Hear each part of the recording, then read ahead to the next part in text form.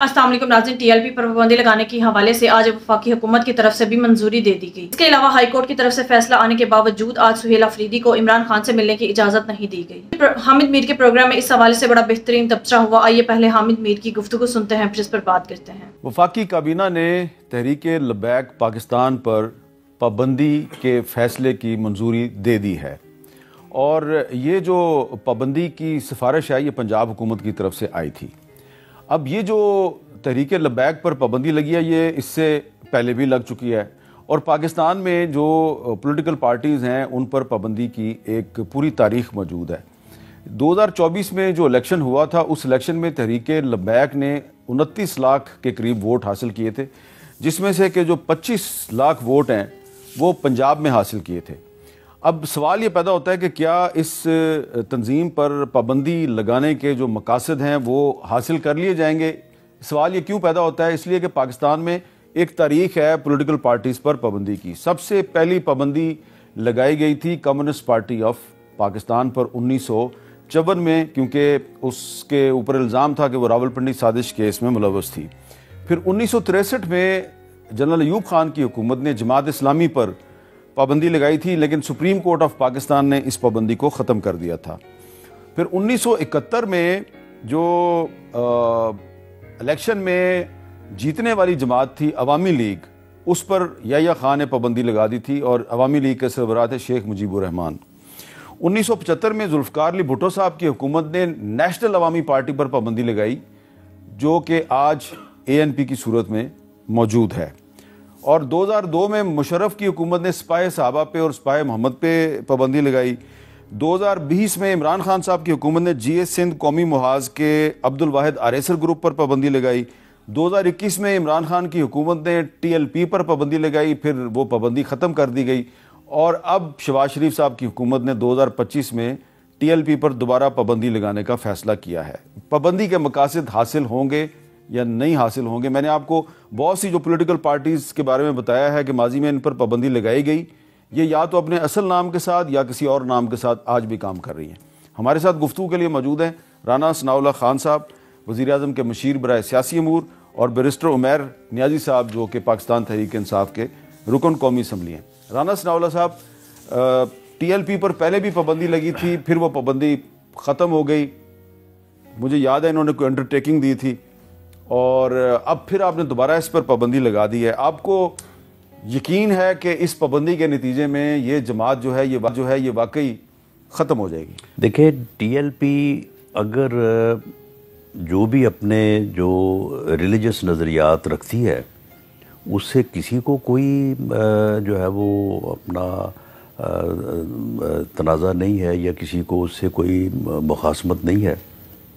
लेकिन जब भी उन्होंने अपने एहतजाज को जो है वो शुरू किया किसी भी मामले के ऊपर, ये 17-18 में जब ये फैज़ाबाद धरने की सूरत में था, तो उस वक्त आपके सामने है कि वहाँ पे किस किस्म के वाक़यात जो है वो हुए और कितनी जानों का जो है वो नुकसान हुआ, और क्या सूरत हाल बनी। नहीं, लेकिन हमें ये भी पता है ना कि इनके पीछे कौन था उस वक्त। नहीं, वो तो दुरुस्त है कि उनके पीछे जो है वो कौन था, लेकिन ये इन कार्रवाइयों में या उस तशद्दुद में मुलव्वस तो यही जमात थी।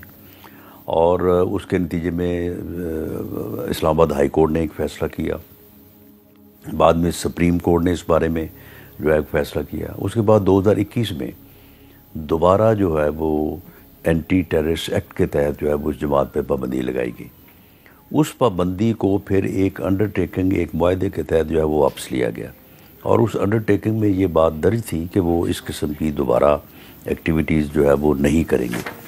तो अब बुनियादी वजह तो यही बनी कि दो जो है वो वाक़यात या उनकी एविडेंस तो अलहदा थी, लेकिन अब तीसरा जो तशद्दुद और जो जानो माल का नुकसान हुआ, लॉ इन्फोर्सिंग एजेंसीज़ के लोग शहीद हुए, दूसरी तरफ से भी जो है वो नुकसान हुआ, तो उन्होंने उस मुआहदे को जो है वो वायलेट किया। तो उनका जो ये पहलू है तशद्दुद का, इसके ऊपर जो है वो पाबंदी है। और ये जिन आपने जमातों के हवाले दिए हैं, ठीक है, मेरा नहीं ख्याल कि وہ جماعتیں جو ہے وہ ان کے اوپر اگر پولیٹیکل ایکٹیویٹیز کی بنیاد کے اوپر کسی جماعت پہ پابندی لگائی جائے تو اس کی قانون بھی اور آئین اجازت نہیں دیتا۔ بیرسٹر عمیر نیازی صاحب، جب تحریک انصاف کی حکومت تھی 2021 میں، تو مجھے یاد ہے کہ اس وقت ایک تقریر کی تھی عمران خان صاحب نے اور ان کو وارن کیا تھا تحریک لبیک کو کہ آپ ریاست سے نہ ٹکرائیں، اور بعد میں پھر ان پر پابندی لگائی گئی، پھر جب انہوں نے انڈرٹیکنگ دے دی پابندی ختم کر دی گئی، تو اب آج ان پر دوبارہ پابندی لگائی گئی ہے، اب آپ کا کیا موقف ہے ان کے بارے میں؟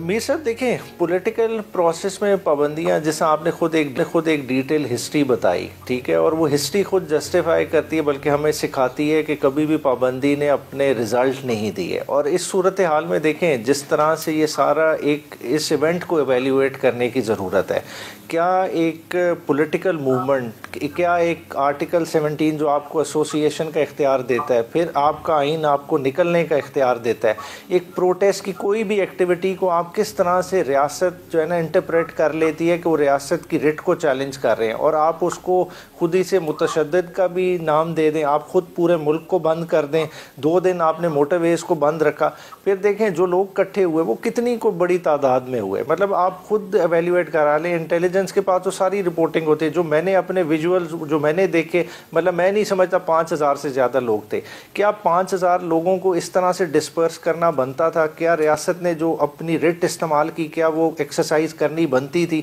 اور جو اس کے بعد سے جو اس وقت جو شکوک و شبہات، جو ڈیتھ کاؤنٹ، وہ سارے سوالات اٹھ رہے ہیں، اور اس کے بعد جو ماحول جنم دے رہا ہے، کیا اس کا ہم اس وقت متحمل ہو سکتے ہیں؟ بنیادی طور پہ یہ سارے بڑے غور طلب سوالات ہیں۔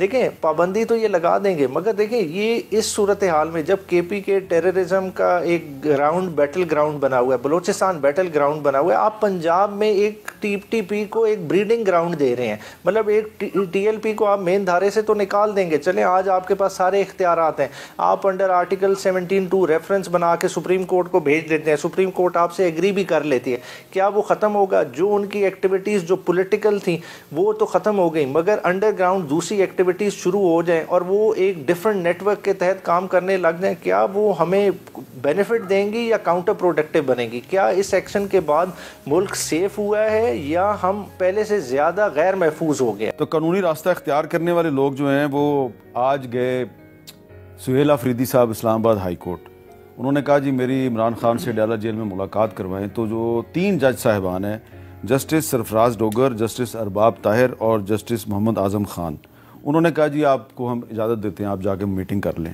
وہ ڈیالہ جیل گئے، ان کی ملاقات ہی نہیں ہوئی، تو یہاں پہ تو عدالت کے 3 ممبر بینچ کے فیصلے پہ عمل درآمد نہیں ہوتا، چیف منسٹر کو ملاقات کی اجازت نہیں ملتی، تو قانونی راستہ کیسے لوگ اختیار کریں؟ میری انفارمیشن تو یہ ہے کہ وہ وہاں پہ ادھر اجازت لے کے گھومتے گھامتے رہے، تو اس کے بعد بڑے آرام سے وہاں پہ گیا، تو جاتے ہوئے وہ ملاقات کا ٹائم ختم ہو چکا تھا۔ اچھا وہ لیٹ ہو گئے تھے؟ ہاں لیٹ ہو گئے، تو انہوں نے کہا کہ جی آپ کل تشریف لیں۔ آپ نے کہا وہ گھومتے گھامتے لیٹ ہو گئے؟ ہاں تو لیٹ ہوئے نا، وہ ان ٹائم جا نہیں سکے۔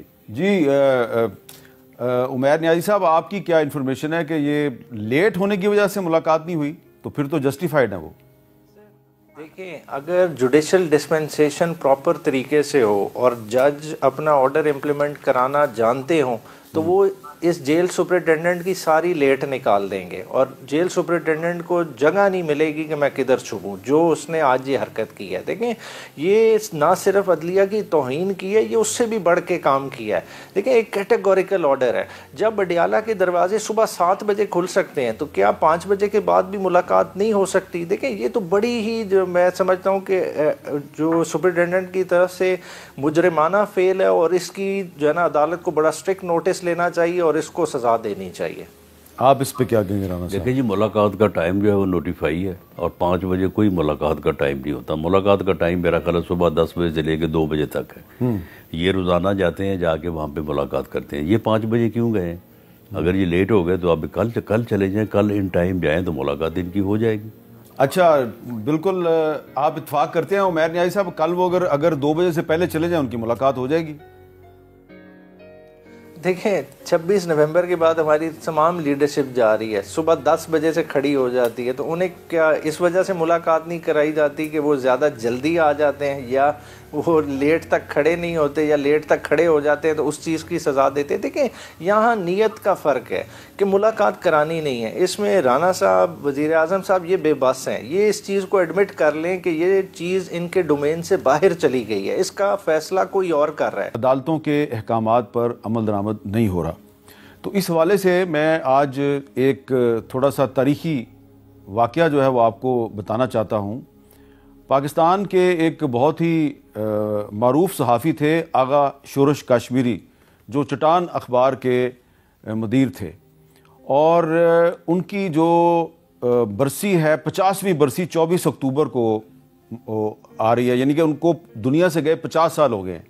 لیکن میں ان کا ذکر آج اس لیے کر رہا ہوں کہ جنرل ایوب خان کی جو دور آمریت میں جب ان کو ایک اداریہ لکھنے کی وجہ سے گرفتار کیا گیا اور ایک تقریر بھی انہوں نے کی تھی، اس کی وجہ سے گرفتار کیا گیا، تو اس وقت کی جو عدالتیں ہیں انہوں نے ان کو رہا کرنے کا حکم دیا، تو عمل درآمد نہیں ہوا، تو پھر وہ انہوں نے کسی طریقے سے اپنی اپلیکیشن سپریم کورٹ کو بھیج دی، تو سپریم کورٹ نے بھی ان کو رہا کرنے کا حکم دیا، تو وہ جو جج صاحبان تھے ان کو تبدیل کر دیا گیا، تو پھر جو چیف جسٹس آف پاکستان تھے ان کے حکم پر ان کو رہا کر دیا گیا، تو ان کو انصاف مل گیا۔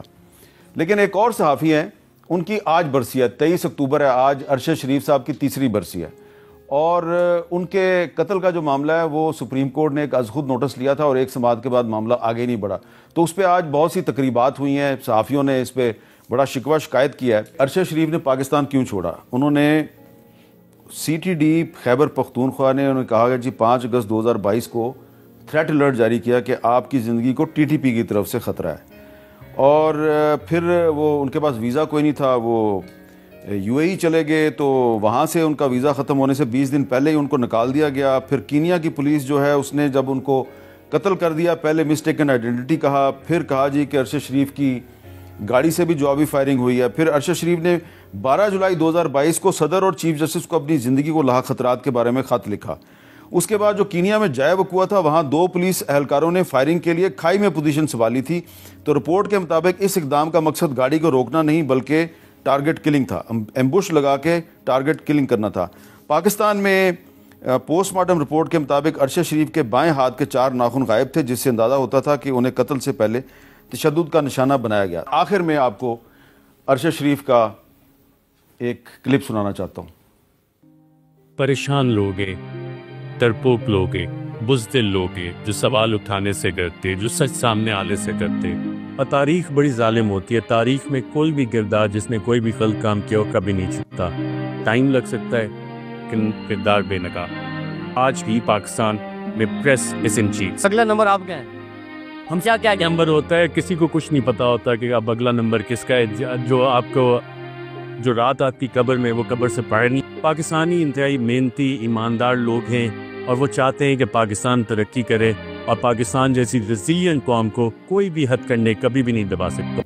مجھے دیجیے اجازت، اللہ حافظ۔ ناظرین، اس وقت پاکستانی عدلیہ کی بے توقیری اس قدر سرعام کی جا رہی ہے کہ ہائی کورٹ کی طرف سے پرمیشن ملنے کے باوجود سہیل افریدی کو عمران خان سے ملنے کی اجازت نہ دی گئی، کیونکہ مبینہ طور پر یہ کہا جاتا ہے کہ جو فیصلہ کرنے والے بڑے لوگ بیٹھے ہوئے ہیں وہ نہیں چاہتے کہ سہیل افریدی عمران خان سے ملے، کیونکہ ان کے لیے اب ضد اور انا کا مسئلہ بن چکا ہے، کیونکہ وہ خود چاہتے تھے کہ علی امین گنڈاپور ہی کے پی کے سی ایم رہے، کیونکہ عمران خان نے جیل میں بیٹھ کر خود اس بات کا فیصلہ کیا اور سہیل افریدی کو کے پی کے کا سی ایم نامزد کیا، اور وہ یہ بات اچھی طرح سے جانتے ہیں کہ سہیل افریدی عمران خان کے نقش قدم پر چلے گا اور عمران خان کی طرف سے دیے جانے والے تمام احکامات کو پورے کرے گا اور عمران خان کی پالیسی کو امپلیمنٹ کروائے گا، اور حکومت یہ سب کبھی بھی برداشت نہیں کر سکتی۔ یہی وجہ ہے کہ عمران خان سے ملنے کی اجازت نہیں دی جا رہی، کیونکہ وہ جانتے ہیں کہ اگر سہیل افریدی عمران خان سے جیل میں ملاقات کی تو پھر عمران خان سہیل افریدی کو اپنا آگے آنے والے وقت کا لائحہ عمل بتائیں گے، اور سہیل افریدی بھی عمران خان کے لائحہ عمل کو امپلیمنٹ کروانے کے لیے سب کچھ کر گزریں گے، اور اگلا لائحہ عمل جو بھی ہو، احتجاج ہو یا دیگر معاملات ہوں، پھر وہ جانتے ہیں کہ سہیل افریدی اس کے مطابق ہی چلے گا۔ ناظرین، یہ بڑے افسوس کی بات ہے کہ پاکستانی عدلیہ کی طرف سے جو فیصلہ کیا جعفر حلقے کے لوگ ہیں، یہ اس فیصلے کو ماننے سے انکار کرتے ہیں۔ اس سے زیادہ جمہوریت کیا بدنام ہوگی؟ پاکستان میں اس وقت جمہوریت نام نہاد ہی رہ گئی ہے۔